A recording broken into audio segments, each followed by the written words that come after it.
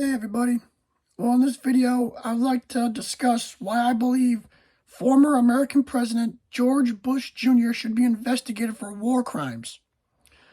Now, a lot of you might be thinking, why should that happen? Well, think about this. When the September 11th terrorist attacks happened in 2001, which was a horrible, horrible tragedy, he knew who was responsible. Al-Qaeda, Afghanistan, Pakistan, that's where Al-Qaeda was hiding. So we go invade them to look for bin Laden and all those bad guys.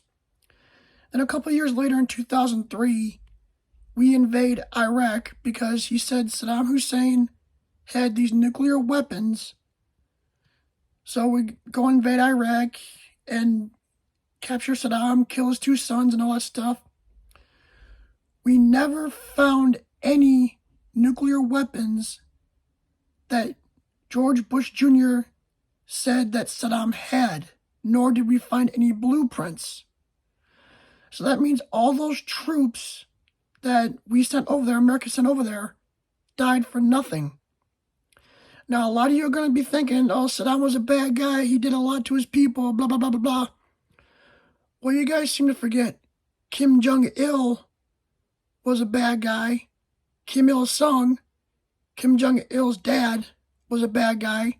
Kim Jong-un is a bad person, Kim Jong-il's son, and they got nuclear weapons that we've seen.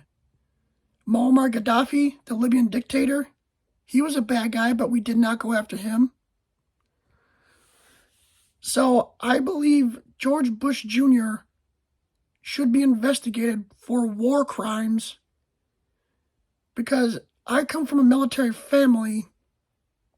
A good chunk of my family was in the military. I'm not going to say who or what, but one of them was in Iraq.